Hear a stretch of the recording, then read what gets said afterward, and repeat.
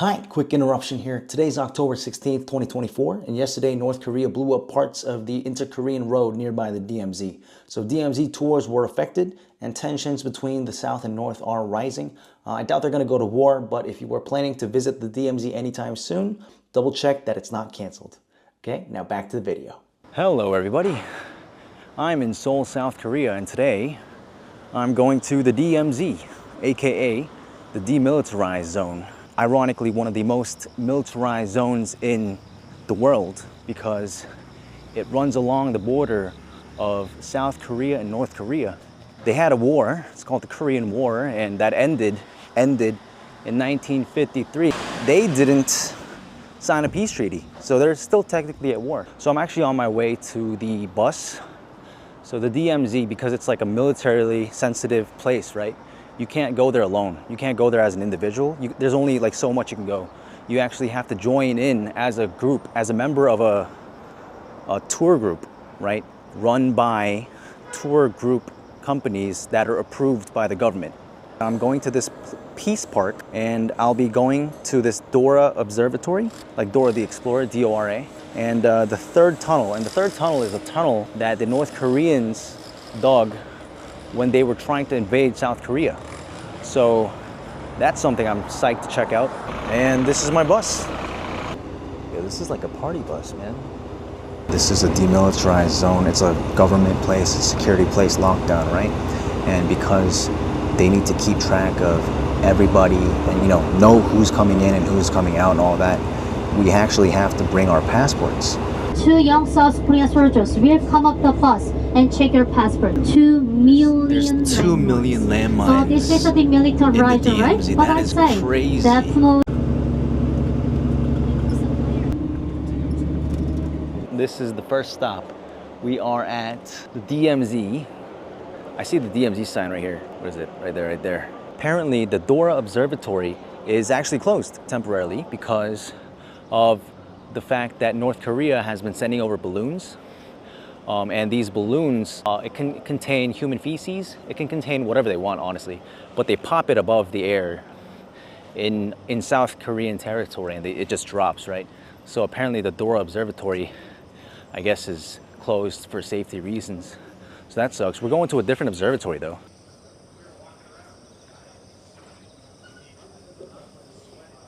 That is the line for the DMZ entrance, guys. That's the line. You don't have to get to this point by the bus, but you can come here. I guess, you can drive here on your own. You can get a taxi on your own. You can come here.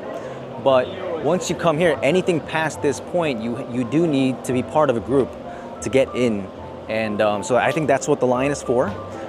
You can look this stuff up on Klook. I personally got my stuff from Klook. There's a lot of buses, so you can choose a lot of these. I just personally saw Klook. It was just one of the cheaper options on the search. And by the way, I mentioned Klook a lot. I'm not sponsored or anything. I'm just saying what I got. At this point, I have 2 subscribers. It's my friend and my mom. So who's gonna sponsor me, right? So right behind me, I have the Freedom Bridge. Well, the Freedom Bridge was something that was made after the war, it seems, to basically return war prisoners. So basically the war ends. There's like 30,000 North Korean prisoners of war. I think 13,000-ish South Korean prisoners of war. And this was the place where the South Koreans were returned and released back to South Korea. And that's why it's called the Bridge of Freedom. Hey, look at this. They have these as souvenirs. I mean, they have like US flags, they have the United Nations, and they have DMZ Korea. These are cool. I would buy these actually. It's just that I'm a Korean American, right? But I didn't serve in the military.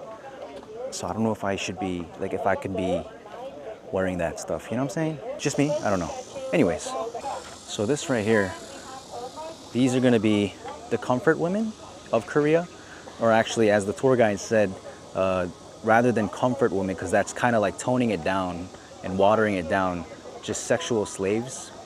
And a brief history on that. So actually, before I get into history and bore you guys. So these are 2 ladies right here, right? 2 girls. And one represents North Korea, one represents South Korea.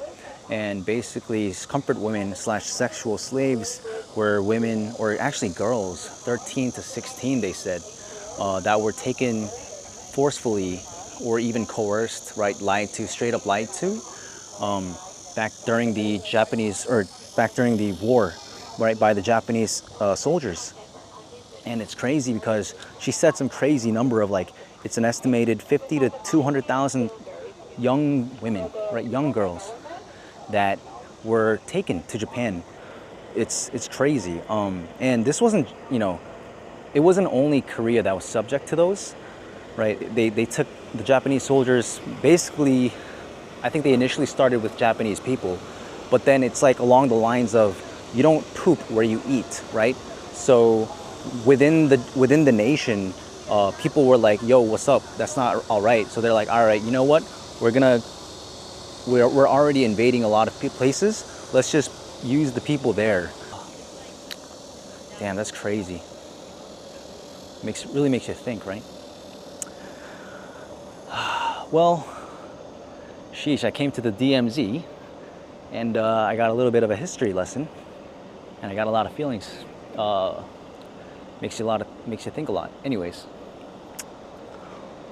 moving on. This is crazy. I mean, if you think about it, right? This is where, I mean, I assume we're very close to the DMZ, right? So this is, you know, essentially a war zone, isn't it, basically, right?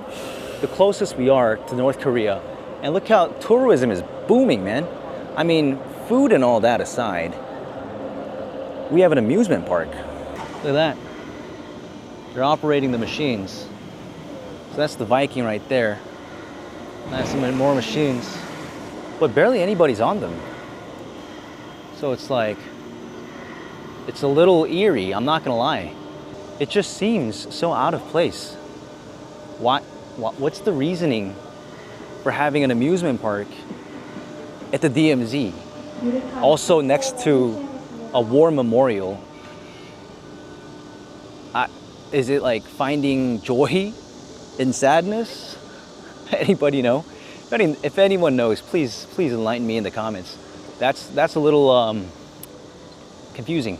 Anyways, so this is alcohol, right? These are some roots that are apparently good for you, probably like ginseng, right? And this is all alcohol. That's huge. That's a lot of alcohol. Following the Korean War and division of the Korea.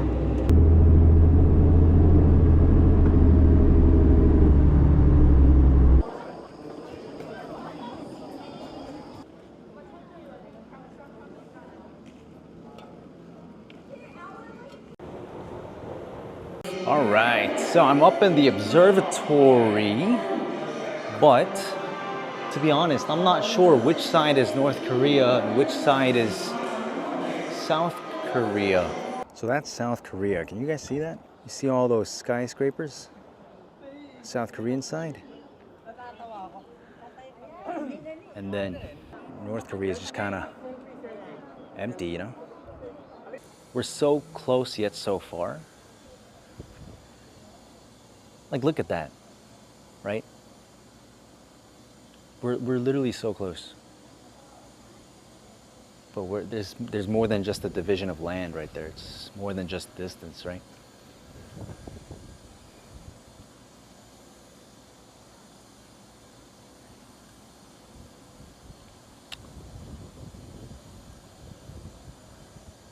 That's crazy.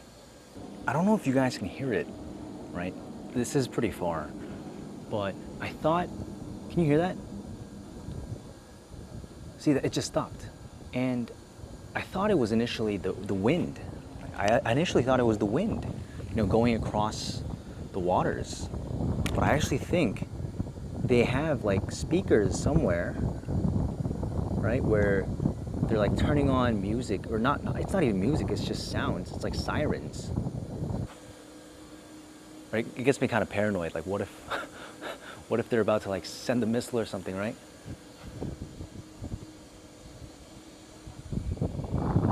Now I hear it on that end, but that's the South Korean side. So I guess they go back and forth with the sounds, with the sirens. What is it? It's like, hey, our speakers are louder. I'm not gonna lie, it's pretty offsetting. But hey, that was North Korea.